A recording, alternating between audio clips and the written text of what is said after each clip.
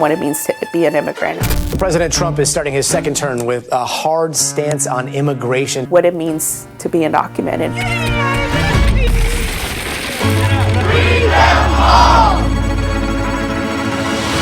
We want to make sure that legislators in there can hear our... I was able to use my identity as a way to make the world a better place instead of feeling lonely and isolated. What do we do?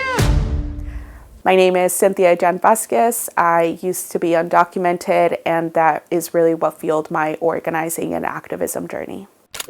I came to the United States at the age of 6. I immigrated with my family from a state called Guerrero, which is located in Mexico. We immediately immigrated to Washington State, and I've been here since.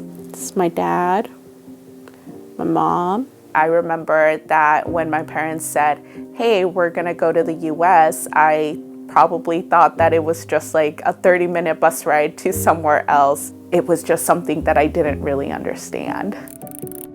Growing up as an undocumented immigrant in the United States also brings in a level of identity questioning. Who am I? Who are my people? Where do I belong? Also, it can be really isolating. I come from a mixed status family, so you think about family separation a lot more.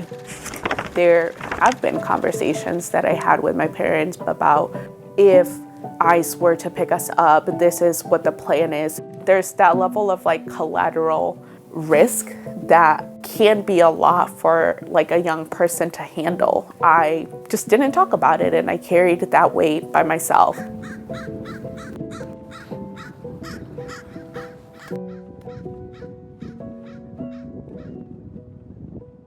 Deportation policies impact immigrant populations and their mental health. 956 people taken into custody. Especially with fear and added stress as they already navigating lots of things in their lives.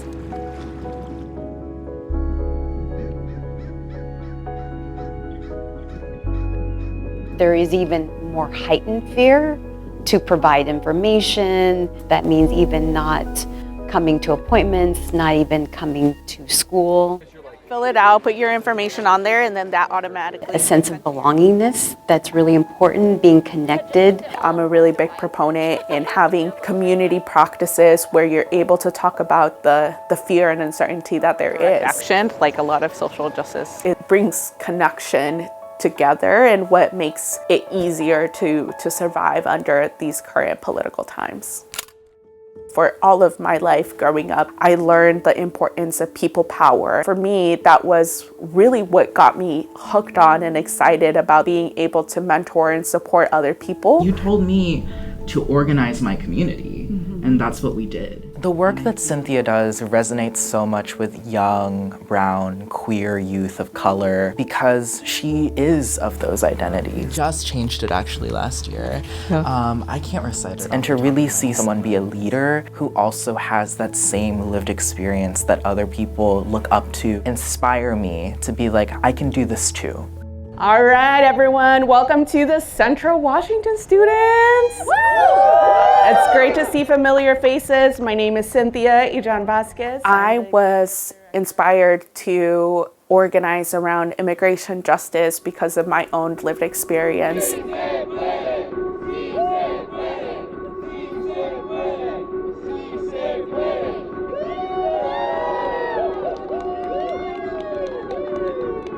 When you cut financial aid affordability in general, you're also cutting it directly to undocumented students in addition to other marginalized identities. I'm a student. I'm working 2 jobs. I am a first-generation college graduate. I understand how hard and difficult the journey was. I knew that going to college was going to be a financial burden on my family. I worked in the fields with my parents. Seeing young people speak their stories and speak their truth in front of legislators is always so empowering. The college grant is definitely the biggest way that has supported at least everyone here.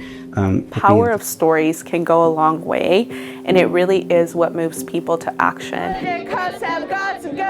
I really want other immigrants and other undocumented immigrants to be able to find power in their story. Financial aid is under attack. To be able to find more community amongst one another.